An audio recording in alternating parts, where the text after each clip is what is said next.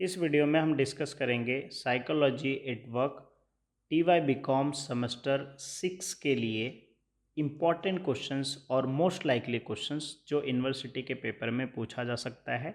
साथ में हम पेपर पैटर्न और ओल्ड यूनिवर्सिटी के क्वेश्चन पेपर भी डिस्कस करेंगे और कैसे आपको स्टडी करना है, कम से कम पढ़ के कैसे आप पास हो सकते हैं वो भी इस वीडियो में हम डिस्कस करेंगे। और ये जो इम्पोर्टेंट क्वेश्चंस हैं यहाँ पे मॉड्यूल वाइज मैंने जो है निकाले हैं, तो डिटेल में हम डिस्कस करेंगे और कैसे ओवरऑल आप परसेंटेज इंक्रीज़ कर सकते हैं। ठीक है, इस वीडियो में हम डिटेल में डिस्कस करेंगे।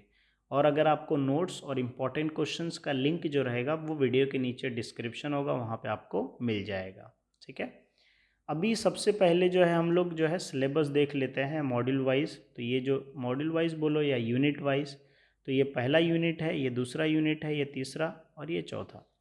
तो सर क्या सब पढ़ना ज़रूरी है क्या? आई विल से नो, सारे पढ़ने ज़रूरी नहीं है। क्यों नहीं सारे पढ़ने ज़रूरी हैं? क्योंकि आप अगर थोड़ा भी करोगे तो भी क्या हो जाएगा, आपका क्वेश्चन ईजिली पूरा पेपर्स कवर कर सकते हो। अब जैसे ये यूनिट 1 है, इसको आप पूरा कर लीजिए। ठीक, हमेशा फर्स्ट यूनिट को आपको करना चाहिए पूरा अच्छे से। ठीक है, फिर उसके बाद सेकेंड यूनिट है। अब सेकेंड यूनिट में देखो ABC, तो अगर यहाँ पे जो है ये ABC है, अब इसको ज़रा समझो। ये जो है ये यूनिट वाइज सिलेबस है। ठीक है, अब ये प्रीवियस ईयर का क्वेश्चन पेपर मैंने लिया है, जिसमें से जैसे यूनिट 1 कहाँ से पूछेगा, क्वेश्चन नंबर 2 में पूछ लेगा।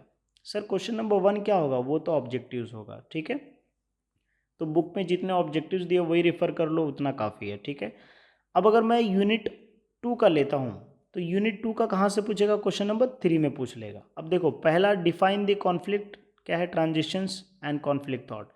तो यहाँ पे क्या पूछा है उसने, define traditional and resolution focus view conflict पूछ लिया। ठीक है, दूसरा क्या है, कॉन्फ्लिक्ट प्रोसेस है, तो यहाँ पे क्या पूछा, describe the role intentions conflict process. तीसरे में क्या है, निगोशिएशन है, तो निगोशिएशन से ही क्वेश्चन पूछेगा। ठीक है, अगर इसमें निगोशिएशन है तो निगोशिएशन से रिलेटेड। अब जैसे मान लीजिए यूनिट 3 है, तो यूनिट 3 से क्वेश्चन नंबर 4 में पूछेगा। पहला क्या है, इमोशन के ऊपर है, देखो इमोशन के ऊपर एक क्वेश्चन पूछ लिया। इमोशन इंटेलिजेंस है तो उसके ऊपर पूछ लिया उसने। फिर ऑर्गेनाइजेशन बिहेवियर है, उसके ऊपर एक पूछ लिया। तो जो अब ये तीनों दिया है, तीनों में से आपको कोई 2 ही अटेम्प्ट करने होते हैं, तो आप कोई 2 कर लीजिए, ए कर लीजिए, बी कर लीजिए, या फिर बी आपको ईजी नहीं लगता है तो आप सी कर लीजिए। ठीक है, बाकी आपको पढ़ना कौन से, पहले आप यूनिट 1 पूरा अच्छे से कर लीजिए और यूनिट 4 आप अच्छे से कर लीजिए। ये दोनों यूनिट कर लीजिए, फिर उसके हिसाब से जो है प्रीवियस ईयर के जो क्वेश्चंस है वो आप यहाँ पे रेफर कर सकते हैं। अच्छा, इसका वीडियो जो रहेगा, इसका जो नोट्स रहेगा वो मैं वेबसाइट पे अपडेट कर दूंगा, हमारे वेबसाइट पे। उस पर आपको लिंक डिस्क्रिप्शन में मिल जाएगा, वहाँ से जाके पढ़ लीजिएगा। ठीक है, ये इमेज भी मैं ऐड कर दूंगा। ठीक है, तो आपको पेपर पैटर्न समझ में आ गया, सिलेबस समझ में आ गया, right. Question number 5, question number 6 again, right. तो सिर्फ अगर आपको पास होना है तो आप यूनिट 1 कर लीजिए और यूनिट 4 कर लीजिए। ठीक है, आपको काफ़ी इजी से क्लियर हो जाएगा। फिर उसके बाद अगर आपको कुछ करना है तो ये बी वाला कर लीजिए, कॉन्फ्लिक्ट प्रोसेस का। फिर आप ये मॉड्यूल 3 में आप इमोशनल इंटेलिजेंस वाला कर लीजिए। ठीक है तो ये सारे, जैसे मान तो अगर आप ये पढ़ोगे, ठीक है, तो इसमें से आप ढेर सारा खुद से आंसर्स लिख सकते हो आप। ठीक है, क्योंकि ये जो है जनरल टॉपिक्स है जिसमें आप खुद का एक्सप्लेनेशन लिख सकते हो। ठीक है, सिर्फ और सिर्फ आपको बुक्स रेफर करना है। ठीक है, बुक्स का लिंक जो PDF का रहेगा वो भी मैं आपको दे दूंगा, ताकि बुक्स से थोड़े बहुत कंसेप्ट, जो डिस्टेंस ओपन लर्निंग के जो बुक्स हैं, ठीक है, यूनिवर्सिटी का ही बुक है, वो थोड़ा सा डिफरेंस है, बट उसमें बहुत सारे कंसेप्ट आपको नोट्स के साथ मिल जाएंगे जो आपको ईजी रहेगा पढ़ने के लिए, अगर आपके पास बुक्स नहीं है तो। ठीक है, अब देखिए ये यूनिट वाइज के हिसाब से मैंने जो है क्वेश्चंस लिया है। पहले यूनिट में जो है define the team, describe the different types of team, differentiate between the team group and describe the problem solving team, self manage team. फिर उसके बाद discuss how the team composition affect the team effectiveness, explain the impact of any 3 contextual factors reflect related to team effectiveness, what are the different teams process and that influence. ये सारे जो question है module wise, ये सारे जो questions हैं module wise, इसके जो नोट्स मतलब ये जो क्वेश्चंस है ये वेबसाइट पे मैं अपडेट कर दूंगा, हमारे वेबसाइट पे, तो वहाँ से जाके आप देख लीजिएगा। ठीक है, या तो वीडियो को पॉज करके स्क्रीनशॉट ले सकते हैं। और ये मॉड्यूल 3 का है।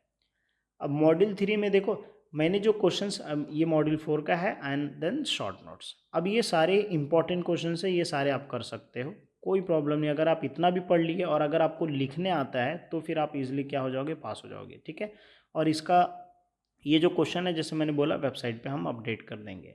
एक और सबसे इम्पॉर्टेंट चीज़, जब भी आप पढ़ाई करते हो तो आप हमेशा एक चीज़ याद रखें कि एक्सप्लेनेशन आपको लिखने आना चाहिए पेपर। थेरी पेपर्स क्या होता है पता है कि कोई भी स्टूडेंट अगर 2 मॉड्यूल कर लेता है या थोड़ा पढ़ के पास हो सकता है, जो प्रॉपर सही ढंग से लिखता है। प्रेजेंटेशन बहुत मायने रखता है थेरी पेपर्स में, हमेशा याद रखो। मैं हमेशा फॉलो करता हूँ, ये मेरा ट्रस्टेड है। मैं एमकॉम का, एमए का पेपर्स जब मैं लिखा था, टीवाई बीकॉम, टीवाई बीएमएस में मैंने बीएमएस किया, तब का पेपर, तभी भी मैं पेपर लिखता था, एक ही पैटर्न फॉलो करता था। सिर्फ four steps, first step, second step, third step and fourth step. First step में क्या होता था, इंट्रो में लिखता था। अब इंट्रो में जो है इंट्रोडक्शन आप बोल सकते हो, इंट्रोडक्शन, जिसमें मैं इंट्रो बोलते इंट्रोडक्शंस, या फिर मीनिंग।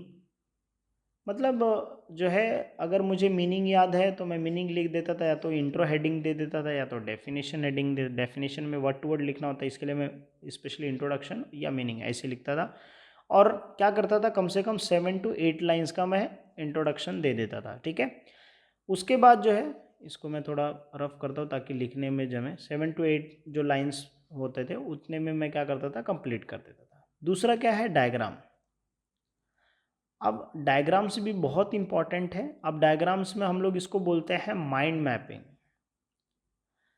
अब माइंड मैपिंग में क्या होता है कि जैसे मान लीजिए आपने कोई क्वेश्चन पढ़ा, उसके अंदर 10 पॉइंट है, 20 पॉइंट है या 15 पॉइंट है, तो माइंड मैपिंग में आप ट्राई कीजिए कि 10 से 12 पॉइंट इंक्लूड हो जाए, ठीक है। तो इससे क्या होगा, इंट्रोडक्शन के बाद आपने माइंड मैप बना दी, और उसी पेज के नीचे से लास्ट लाइन से क्या किया आपने, उसका थर्ड वाले में एक्सप्लेनेशन। अब अगर आप एक्सप्लेनेशन करोगे उसी पॉइंट का, तो क्या सर सारे पॉइंट का करना नहीं, max to max 7 to 8 points, उससे ज़्यादा आप एक्सप्लेनेशन मत दो। तो आपने इंट्रोडक्शन लिख लिया, आपने डायग्राम्स लिख दिया, डायग्राम बना दिया और माइंड मैपिंग बना दिया, ठीक है, और फिर उसका एक्सप्लेन कर दिया है। लास्ट में लिखना है कंक्लूजन। अब कंक्लूजन लिखोगे तो क्या है सर, कुछ नहीं समझ में आता, तो मीनिंग में जो लिखा है उसी में से 4 लाइन उठा के कंक्लूजन में डाल दो। ये एक मेथड होता है लिखने का प्रॉपर सही तरीके से प्रेजेंटेशन।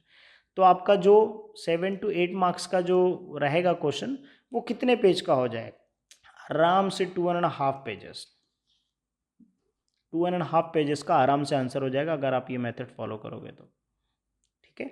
सो इस तरीके से लिखो तो आपको अच्छे मार्क्स स्कोर कर सकते हो, ठीक है। प्रॉपर सही तरीके से प्रेजेंटेशन करो। तो जो क्वेश्चन दिया वो तो आप पढ़ो, लेकिन उसको लिख के प्रैक्टिस करो ताकि एग्जाम्स में थोड़ा लिख के आओ भाई। क्योंकि सेमेस्टर 5 में कुछ मेरे ही स्टूडेंट थे, ठीक है।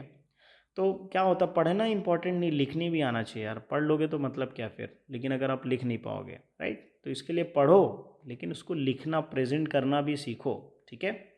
सो आई एम श्योर ये वीडियो आपको अच्छा लगा होगा। अगर हाँ तो वीडियो को लाइक कीजिए, कमेंट कीजिए, शेयर कीजिए। अगर आपके कुछ क्वेश्चन होंगे कमेंट सेक्शन में ज़रूर मेंशन कीजिएगा। बाकी के सब्जेक्ट्स के इंपॉर्टेंट क्वेश्चंस आपको प्लेलिस्ट में मिल जाएंगे।